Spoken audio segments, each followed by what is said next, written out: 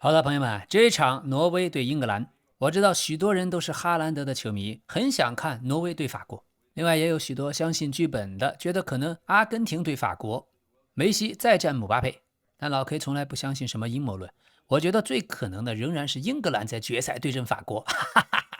畢竟老 K 是幾十年的英格蘭球迷啊，但法國也未必能夠過西班牙這一關。西班牙在我心裡面就像江湖裡的少林一樣，名門正派一代宗師。無論哪一年，無論哪一批人才，西班牙的足球風格注定了永遠是底蘊最深厚。但由於球隊中人種的構成不如法國，大家都知道幾百年前日不落帝國以後，法國是將殖民的重點放在了非洲，所以过去在非洲勢力很大，現在在法國，非洲黑人的勢力同樣也很大。於是從身體特別是運動能力來講，法國隊實在是太像張無忌帶領的名教黑木崖了。無論哪個位置，後防線或者中場或者邊路，什麼左右光明使、四大護教法王、五散人、五行旗、天地風雷四門，法國隊確實是人才濟濟。好，那麼說回來，今天這一場英格蘭對挪威，先說結論，看好英格蘭晉級，最可能的比分2-1或者90分鐘1-1戰平。那麼在賠率和博彩市場、資金走勢方面，大眾資金和專業資金的對立非常明顯。對比這種細節，通常要看投注單的占比和資金占比的差異。所以普通公眾的投注單是嚴重的偏向挪威獨贏或者挪威受讓，這也是因為大眾玩家很容易受到最近這一段時間印象的影響。挪威隊在16強賽中2-1爆冷淘汰了奪冠大熱門巴西，這場勝利在社交媒體和媒體上被無限的放大，再加上哈蘭德本屆世界杯5場進了7個球，這恐怖的狀態，所以有些地方挪威獨贏的投注單的數量甚至超過了50%。而專業玩家呢，或者高淨值大戶的資金，則大批的流向了英格蘭在常規時間可以獨贏，或者英格蘭晉級。這是因為職業的博彩客不看什麼情感，只看數學期望值。根據頂級大數據模型上萬次的模擬，英格蘭在常規時間贏球的理論概率是 55.6% 左右，而機構開出的-115的賠率，對應的暗含的概率只有 53.5%。這裡面一看您就知道，英格蘭身上存在正的 2.1% 的正向期望值。所以这樣的反向走勢啊，挪威拿到了超過半數的散戶的人投票，但是英格蘭的賠率卻從開盤的-105一路被買到了-115，甚至-120。這種下注挪威的人多，而英格蘭賠率反而變得更低的現象，是典型的專業大單砸向了英格蘭的信號。而在大小球方面，大眾資金毫無懸念的死守 2.5 球大球，普通公眾的資金在大小球盤口呈現了一邊倒買大球的情況。但現在部分的專業資金則反向的對沖小球或者選擇觀望。所以如果挪威隊能在90分鐘內爆冷不敗，那麼博彩公司在胜平負的市場上會遭遇散戶資金大規模的洗劫。不過老 K 個人的終極建議啊，仍然選擇站在專業資金這一邊。主要是世界杯都到了8強賽，拼的是陣容的深度和淘汰賽的經驗。英格蘭已經連續4屆大賽進了8強，而挪威防守方面不行，他們的期望丟球數 XGA 過高，缺乏底蘊。所以老 K 也給幾個組合。第一種啊，70%的資金可以下注英格蘭在90分鐘內獨贏，另外30%的對沖防禦資金可以押注精確的比分1-1。第二種組合風險略高，核心的主力倉位60%左右，可以下在兩個隊都有進球，同時下注全場總進球數大於 2.5 球。而另外40%的資金可以下注哈蘭德在任意時间可以取得進球。第三種組合風險和收益更高，核心的主力倉位50%左右，可以下注英格蘭在常規時間可以取勝，在同時投注全場總進球數大於 2.5 球。剩餘的50%的資金精準的落在英格蘭2-1對挪威這個比分上。那麼前面的比賽老 K 已經專門就英格蘭隊向戈登和巴塞羅那道歉，這是因為現在戈登看起來好像技術不那麼嫻熟，但是他速度奇快，爆發力強，而且最重要的一點，因為踢得簡單，所以在世界杯淘汰賽非常符合老 K 的胃口。老 K 看了這麼多比賽，一直在呼籲，從常規時間第1分鐘開始，就可以在邊路進行簡單的套邊背套，然後迅速的起高球，找前點、後點或者回頭點。而戈登在這一點上做得尤其好，再加上英格蘭有貝林厄姆和凱恩，所以我現在對他的興趣是越來越強。同樣的，類似於像戈登這種特點，踢左路技術不太好但速度奇快的，還有巴西隊馬丁內利。馬丁內利這次被安切洛蒂安排在中場8號位或者6號位的位置上，表現相當好。很期待阿爾特塔能不能有一學一，在明年下賽季的英超可不可以試一試。提醒大家，每次賽前預測視頻的最後，老 K 還會對英格蘭對挪威的比賽進行戰術方面的分析。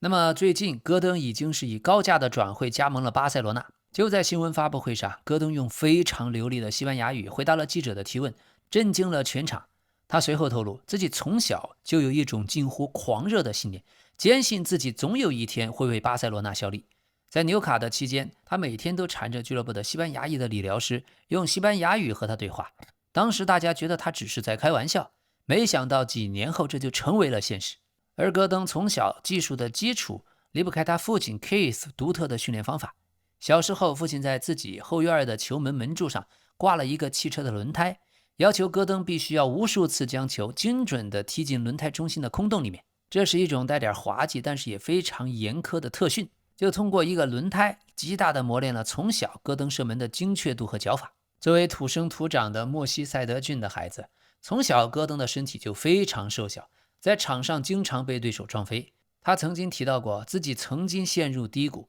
為了在激烈的身體對抗中能生存下來，他跟隨當地的傳統跑去兼職練習拳擊。老 K 盲猜呀，這是不是他爸爸受到了英格蘭名宿魯尼從小練拳擊的啟發？因為咱們維恩·魯尼也是出生在利物浦一個工人階級的街區，叫克羅克泰斯，在這裡到處都充滿了街頭的衝突，所以魯尼的家族有着非常深厚的練拳擊的傳統。魯尼的父親老托馬斯就曾經是一個拳擊教練。從魯尼很小的時候，經常失業的父親就總會把拳擊手套扔給他，扔給魯尼的弟弟們，直接在客廳裡就組織家庭肉搏戰。魯尼自己就曾經回憶過，小時候曾經在客廳的對練中把親弟弟一拳就給 KO 就給擊暈了。所以從11歲到15歲，魯尼一直都過着白天踢足球，晚上練拳擊雙重的生活。那麼戈登也一樣，拳擊不僅強健了他的體魄，也徹底激活了他血液裡那股死纏爛打的侵略性和永不服輸的鬥志。小時候的戈登是一名狂熱的利物浦球迷，並且曾在利物浦的青训營受訓。然而在11歲的時候，利物浦認為他體格太弱，無情地淘汰了他。隨後沒辦法，他只能前往同城死敵埃弗頓去試訓，結果又因為同樣的原因被拒絕。而在父母的鼓勵下，他轉投了草根的球隊業餘聯賽，再憑借自己大殺四方的表現，逼得埃弗頓青訓反悔，重新將他簽回來。而小時候的戈登，他的偶像是埃弗頓傳奇的左後衛雷頓·拜恩斯。他曾經回憶自己還是個孩子的時候，經常在埃弗頓俱樂部的停車場裡尾隨拜恩斯尋求鼓勵。而更好玩的是，僅僅幾年後他就升入了一線隊，從當年在停車場的小迷弟變成了和偶像拜恩斯可以并肩作戰的隊友。14歲的時候，為了能接受更系統的足球的培養，埃弗頓青訓營安排戈登轉學到俱樂部的合作學校，位於維德尼斯的維德迪肯中學。但是對於戈登來說，他的家住在利物浦的科克戴爾，兩個地方的距離相當遠，沒有父母接送，戈登就經常獨自騎着一輛破舊的自行車，要斜跨大半個利物浦的市區去上學和訓練。青訓教練後來回憶，每天都看到一個瘦得像竹竿一樣的男孩，背着巨大的裝備包，滿頭大汗，騎着車衝進基地。當時就覺得這孩子瘋勁十足。不過在青訓教練眼中15歲之前的戈登簡直就像是個脆弱的玻璃人。有一位埃弗頓的青訓球探叫伊恩·杜克，他曾經開玩笑說，那時候的安東尼·戈登滿身都是骨頭，仿佛稍微碰一下就會碎。場上的風大一點，或者防守球員大聲吼一句，他可能就會被吹倒。所以大家能看出球星小時候竹竿體型特別多，但戈登也是屬於極端的超竹竿體型了，讓許多的梯隊教練一度想放棄他，甚至在內部開會的時候調侃說，戈登需要多喝3年的母乳才能夠上場對抗。不過有意思的是，青少年時期戈登對自己的髮型對外表有近乎偏执的，非常的注重。青训的隊友曾經爆料，戈登在更衣室裡要花大量的時間打髮膠、照鏡子，甚至比他做赛前熱身的時間還要長。即使是在英格蘭泥濘的冬天青训的比賽裡面，他也會在拼搶的間隙偷偷的用手趕緊整理一下由於投球各種情況而被弄亂了的劉海。這在埃弗頓青訓營強調的是硬漢作風，顯得有些格格不入，經常被老教練們當眾訓斥。而由於戈登的家族帶有愛爾蘭和蘇格蘭的血統，當他在青訓營展現出速度的天賦之後，蘇格蘭足協曾經展開過一場非常搞笑的死纏爛打一樣的招募。當時蘇格蘭的青年隊教練頻繁地給他家的座機打電話，甚至還派人去他訓練的草根俱樂部惠斯頓青年隊蹲點兒遊說。可戈登從始至終非常堅定地說，我是個利物浦人，我只想為英格蘭踢球。這最後只能讓蘇格蘭足協空手而歸啊。另外，除了在場上像個叛逆的拼命三郎，但在學校裡面，戈登是一個不折不扣的優等生。他的文化課老師曾經透露，戈登在面对中學會考的時候，展現出和球場上一樣的專注度，常常在青訓的大巴上借着微弱的燈光寫作業。而戈登自己也曾經開玩笑，說自己如果16歲拿不到埃弗頓的職業合同，可能會憑好成績去大學讀一個體育科學或者語言類的學位。那麼他的父親 Keith 在兒子的足球路上扮演的是虎爸的角色，除了剛才提到的在後院掛了輪胎這種特訓以外，父親還非常的嚴厲。有時候小戈登在一場青年隊比賽裡進了3個球，興高采烈地回到車裡，但迎接他的不是誇獎，而是父親冷冷的一句，你下半場傳丟了2個球，而且有一次協防的時候偷懶了。就這種吹毛求疵的父愛，雖然讓小時候的戈登經常是偷偷抹眼淚，但也徹底打磨掉了他的骄傲，讓他從小就擁有遠超同齡人的心理抗壓能力。而與嚴厲的父親相反，母親納丁則是他最溫柔的避風港。11歲那年，當戈登被利物浦解雇了，哭着回到家，說自己再也不想踢球了。那時候是母親抱着他，在廚房裡一直陪着他哭，一邊又堅定地告訴他，他們不要你是利物浦紅軍的損失，你未來會讓全英格蘭為你驕傲的。隨後母親親自帶着他去草根俱樂部惠斯頓青年隊重新報名，這也挽救了他的足球生涯。而在今年戈登正式轉會巴塞羅那以後，母親在接受採訪的時候說，自己直接就哭成了淚人，因為他過去見證了兒子是如何將小時候在家裡吹過的所有牛逼變成了現實。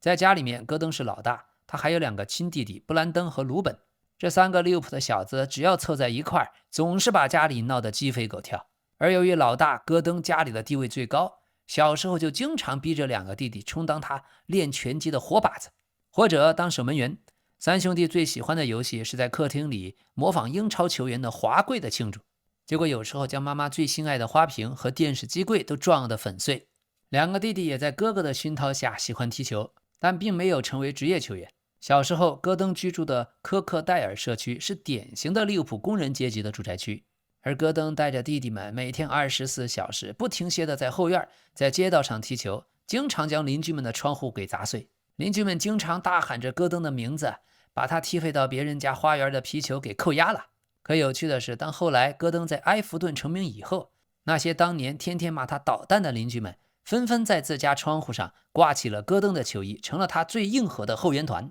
而在轉學去埃弗頓合作的學校之前，戈登在利物浦當地的學校讀了3年。當時的老師回憶，小時候戈登在課堂上根本就坐不住，他腳下永遠踩着一個揉奏的紙團或者網球，在課桌底下還會偷偷的練習顛球。有一次老師實在忍無可忍，將他趕到教室後面罰站，結果戈登靠着牆，竟然用罰站的姿勢開始对着牆壁練習內腳背傳球，氣得老師當場就沒收了他的球，還警告他，你再這樣一輩子也成不了气候。不過在戈登成名以後这位老師天天向學生們炫耀過去那段往事，語氣裡也充滿了驕傲。那麼16歲那年，戈登代表埃弗頓一線隊完成了歷史性的首秀，那是2017年12月對陣塞浦路斯球隊阿波羅利馬索爾的歐聯杯。而就是這個戈登從小是個髮型狂魔嘛，所以成名以後接受利物浦回聲報的訪問，談到自己16歲首秀的第一反應，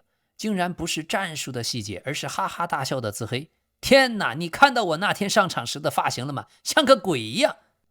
所以哪怕是人生最重要的首秀時刻，戈登這個少年最在意的依然是頭型，頭可斷血可流，髮型不可亂。那麼當時年僅16歲零286天的戈登，在第88分鐘替補換下了凱文米拉拉斯，他也成為了埃弗頓隊史上第一位出場的21世紀出生的球員。他出生於01年的2月24日，也成為了埃弗頓歷史上第6年輕的出場球員。在這個榜單上，魯尼排在第5。好，回到戈登，戈登參加的那一場歐聯杯是一場無關大局的垃圾時間的比賽，所以當時臨時主教練克雷格·莎士比亞索性決定輪換整支球隊，帶了大量青训營的小孩飛往了溫暖的塞浦路斯。所以戈登後來回憶，前一天他還在利物浦的大巴上寫作業，第二天就被突然塞進了頭等艙，飛到了地中海的度假勝地。整個人都是懵的，感覺像做夢一樣，就像帶薪的學校春遊一樣。而替補上場的時候，戈登緊張的渾身發抖，倒是代理主教練什麼都沒說，反正也只剩2分鐘了，只是粗暴地拍了一把他的屁股，大喊着就把他推上了球场。所以戈登是滿腦子空白，完成了自己在職業足壇的第一次出球。而那時候在英格蘭 U18 的國青隊，大概是2018年前後，戈登和薩卡還有柯蒂斯·瓊斯，這些都是01年年齡段的，他們一起留下了許多有趣的故事。雖然柯蒂斯·瓊斯效力於利物浦，戈登當時效力於埃弗頓，兩個人在俱樂部方面是絕對的同城死敵，但是在英格蘭青年隊卻是關係最好的死黨，也是長期室友。這兩位在英格蘭國青隊一路從 U18 一起踢到了 U21， 在國青隊集訓的時候，這兩個同樣來自莫西塞德郡的男孩，只要湊在一起，就會用極快的利物浦方言互相瘋狂的吐槽。他們曾經在訪談中爆料，兩個人在房間裡經常是為了誰在訓練賽的進球更多，誰才是技術最好的利物浦小伙子而爭得面紅耳赤，甚至在更衣室裡為了搶奪進球的功勞還經常鬥嘴，但轉頭不一會兒又會在房間裡一起打遊戲。當年的那一支英格蘭 U18 球隊也是群星閃耀，還包括有格林伍德、詹姆斯·加納等等。而戈登後來回憶，阿森納的薩卡在國青隊的時候就已經展現出驚人的成熟度。多年以後，當戈登首次入選英格蘭成年國家隊，他看了一眼更衣室，驚訝地發現，當年那支 U18 國青隊居然只有戈登和薩卡兩個人，最終殺進了如今的成年國家队。所以他跟薩卡在國家隊重逢的那天，两個人專門坐在一起聊了很久，感慨當年在 U18 一起坐大巴吃青訓食堂那段日子。戈登開玩笑說，薩卡那個時候就已經很厲害了，他跑得飛快，而我是一點點追趕上來的。能和當年的隊友再次在最高的舞台重新並肩作戰，這種感覺太奇妙了。哎，對了，2018年9月，当時他們一起隨英格蘭 U18 前往法國參加著名的 U18 國際錦標賽，而當時的國青隊管理非常嚴格，為了防止這群17歲的少年暴飲暴食，教練組嚴禁他們離開酒店，怕他們買零食。而這種時候，薩卡因為性格相對很乖，長相也很乖，所以成了大家公認的打掩護最佳人選，每次都是戈登和瓊斯在背後出謀劃策。所以這一群後來身價過億的未來的巨星們，當年最刺激的遊戲就是瞞着主教練德弗斯尼普，偷偷的去法國當地的便利店走私一些糖果或者小零食。而在漫長的大巴旅途中，最吵的就是唱歌。戈登和瓊斯是利物浦两個土生土長的孩子，天生就自帶幽默的細胞，經常在車尾搶奪麥克風，強行給全隊表演說唱，或者唱一些利物浦當地的民謠。相比之下，薩卡來自倫敦，性格內向低調，他往往就坐在車廂的前排，戴着個耳機，無奈地看着這群莫西塞德郡來的顯眼包們瘋狂整活兒。但有意思的是，就是這個戈登，就是這個柯蒂斯·瓊斯，他們雖然有無數的名場面，但其中最經典的是後來在 U21 歐青賽上的獨狼事件。那一場比賽前，戈登在射手榜上名列前茅，很有機會衝擊歐青賽的金靴。他眼巴巴地拜托中場的核心瓊斯說，兄弟，今天如果反擊有機會，你一定要傳給我，我就差一個球就能拿金靴了。可結果比賽中，英格蘭打出了一次前場3打2絕佳的反擊，瓊斯在中路拿球迅速推進，這時候戈登在左路已經跑出來絕對的空當，戈登一邊跑一邊就死死盯着瓊斯，心想這球穩了。結果瓊斯看都不看他一眼，自己帶到前場用左腳掄了一腳遠射，球結果被门將撲了出來。幾分鐘後，沒有進球的戈登就被主教練換下來了。戈登在下場和回到更衣室後，直接徹底的氣炸，當場破防。後來瓊斯在專訪裡曾經哈哈大笑的回憶，安東尼·戈登當時在更衣室裡對我瘋狂的輸出，我那次自私的射門差點讓我們徹底絕交。嘿嘿，幸好戈登最後是拿到了那一屆賽事的賽事最佳球员，這才放了瓊斯一馬。後來到了國家隊集訓，這兩個人也是鐵打的室友。瓊斯曾經透露，無論前一天的訓練多累，第二天早上兩個人必須要坐在一起吃早餐，這是屬於他們兩人的斯考瑟儀式感。斯考瑟這個詞語呢，本意是指利物浦當地人標誌性的利物浦的燉牛肉，而斯考瑟儀式感體現了利物浦特有的那種無論風吹雨打都要依然享受當下的淡定和浪漫。所以後來它指的是利物浦人，無論生活多麼忙碌，無論條件多麼艱苦，依然要保留一份雷打不動的家常習慣和鬆弛感。而有意思的是瓊斯在鏡頭前是個話癆，但他也爆料戈登其實是個互聯網上的隱士。戈登非常討厭網絡上那些虛假和喧囂的東西，平時也不愛看社交媒體，私底下非常的安靜和內斂。而唯獨面对瓊斯的時候，戈登體內的那種毒蛇屬性就會被完全激活。可雖然兩人在俱樂部是死敵，可私底下聊到偶像，兩個人的屁股坐得非常一致。有一次在英格蘭基地玩遊戲問答遊戲，瓊斯在完全沒有提示的情況下，1秒鐘就猜出來戈登從小到大的足球偶像是利物浦傳奇隊長史蒂芬·傑拉德。戈登當時也自豪地附和道，完全正確，在利物浦傑拉德就是上帝，每個斯考瑟小子的偶像都是他。而現在戈登只要在 Instagram 上發任何動態，瓊斯基本都會在第一時間點讚或者留言。而過去每次有傳聞說利物浦隊對戈登感興趣的時候，球迷們總能發現瓊斯在後面瘋狂的推波助瀾的蛛絲馬跡。後來在英超或者各種杯賽相遇，兩個人在場上經常是撞得人仰馬翻，但比賽結束哨響的那一刻，他們也總会在第一時間緊緊擁抱在一起，並且交換球衣。也經常在社交媒體曬出兩個人賽後的合照，並且簡短的配上一句 My brother。 遺憾的是，這次世界杯陣容瓊斯沒有入選，但在之前圖赫爾執掌的英格蘭國家隊集訓的時候，兩個人都在裡面。而圖赫爾上任以來，要求全隊在戰術會議上要高效清晰的溝通，可戈登在接受英格蘭官方媒體採訪就無情地嘲笑過瓊斯。他說柯蒂斯·瓊斯這個人，他只要一激動，他的利物浦方言就像機關槍一樣噠就這樣蹦出來。有一次戰術復盤，他急着跟主教練解釋自己的跑位，結果他那滿嘴的利物浦土話讓主教練眉頭緊鎖。圖赫爾盯着他看了足足10秒鐘，然後轉頭問助理教練，他剛才說的是英語嗎？哎呀，我在旁邊憋着笑憋到肚子都疼。我強烈建議球隊給主教練配一個利物浦方言的翻譯官。但另一邊，瓊斯又瘋狂地吐槽戈登，因為在全隊集訓期間，為了放鬆球員的心態，教練組安排過一次基地的自行車騎行活動，這可戳到了戈登的痛處。因為戈登在前幾年的歐洲杯期間曾經騎車摔飛了，還擦傷了下巴，對瓊斯來說自然不會放過這個絕佳的嘲諷機會。後來據隊友爆料，騎行的整個過程中，瓊斯都騎車就緊緊貼在戈登的屁股後面，一邊騎一邊用嘴巴模仿救護車的警報聲，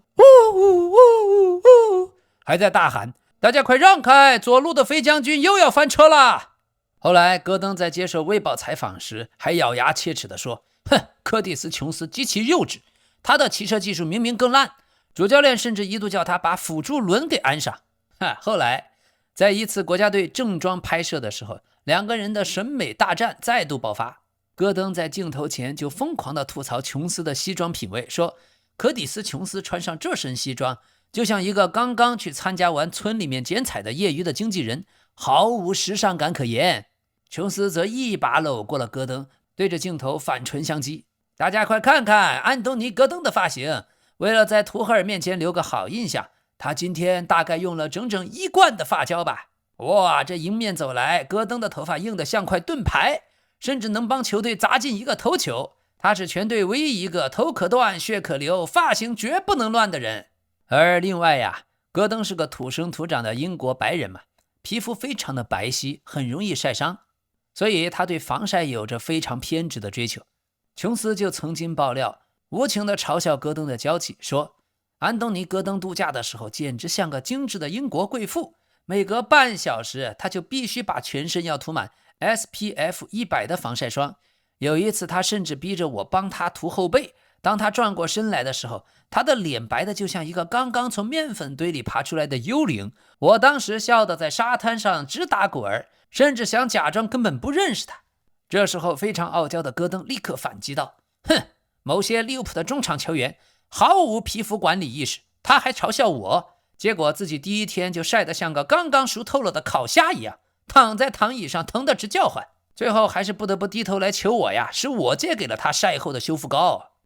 就是這兩位損友可其實剛開始認識的時候，兩個小孩並沒有一見鍾情。那時候12歲左右，首次都入選了英格蘭更低年齡段的青訓營。戈登和瓊斯反而因為對方來自同城死敵的俱樂部，互相看不順眼。瓊斯就曾經爆料，當時他們在俱樂部梯隊比賽的時候就是死對頭。第一次在國家隊的酒店碰面的時候，兩個小家伙故意在走廊裡用肩膀狠狠地撞擊對方，甚至在停車場還互相瞪着眼睛放狠話。瓊斯說，我當時覺得他是個傲慢的埃弗頓小鬼，他也覺得我是個臭屁的紅軍混蛋。可這種一觸即發的敵意，直到主教練強制把兩個人分到同一個房間，逼着他們一起打非法遊戲，才戲劇性的演变成了後來堅固的友誼。不過戈登自曝是有嚴重的強迫症，他要將房間裡的鞋子、衣服和裝備必須擺放的嚴絲合縫，一絲不苟。可神經大條的瓊斯呢，簡直就是戈登的噩夢。瓊斯一進房間，立刻會把臭襪子、髒球鞋扔得隨處都是，甚至故意把遊戲機的連接線也揉成一團，塞在電視機後面。戈登每天晚上熄燈以前，都要強忍着想要掐死瓊斯的衝動，一邊碎碎念，一邊幫着他收拾房間。這也是兩個人從青年隊開始就天天吵架的萬惡之源。還有在國青隊的內部对抗賽裡面，兩個人一個是攻擊型的中場，一個是邊鋒，經常被分在兩個組直接對話。所以瓊斯經常在更衣室當着所有球員的面瘋狂地嘲諷戈登的踢球風格，說戈登這小子從15歲開始就是個假摔騙子，在訓練賽裡面，我只要防守稍微喘口氣吹到他臉上，他就能在草地上滾5圈，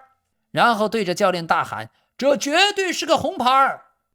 戈登馬上翻着白眼反擊，那是因為某些利物浦中場球員的防守動作粗魯的就像個伐木工，我這是在保護我金貴的雙腿。那麼所以正是咱們這個強迫症的戈登，過去在埃弗頓青訓營就讀俱樂部合作的維德尼斯中學，在英國的中學國家會考中，他拿到了幾乎全 A 和 A 星號的逆天的成績。曾經的老師透露，戈登在學習上有着一種近乎偏執的完美主義，如果他在某次小測驗只拿到了一個 B， 他的沮喪和憤怒程度就跟他在決賽裡面踢废了關鍵點球一模一樣。而他在維德尼斯中學讀書的時候，最喜歡的2門核心的學科是語言學和心理學。又由於自己從小的巴塞羅那的夢，他對現代語言學和外語研究非常具有熱情。他喜歡探究不同的語言之間的語法結構的轉換。另外，戈登曾經透露，他私底下還是個不折不扣的心理學的書呆子，從小就大量的閱讀行為心理學和有關目標設定的書籍，甚至喜歡通過下國際象棋來訓練自己的大局觀和心理的博弈。這種對自我的心智訓練的痴迷，讓他具備了遠超同齡人的理性和極強的抗壓的能力。那麼安東尼·戈登的愛情生活也是足壇的一股清流。他的伴侶安妮·基廷是名副其實的青梅竹馬，兩個人在土生土長的利物浦長大，從10幾歲就在一起，一路陪伴他經歷了被利物浦解約，在埃弗頓出道，轉會到紐卡，直到現在以8000萬歐元身價加盟巴塞羅那。但這對小情侶平時也極度低調，安妮盡量的遠離聚光燈，她的職業是一名化妝師。戈登曾經回憶，當自己14歲每天騎着輛破自行車，背着大包橫跨半個利物浦去訓練的時候，安妮就已經在他身邊了。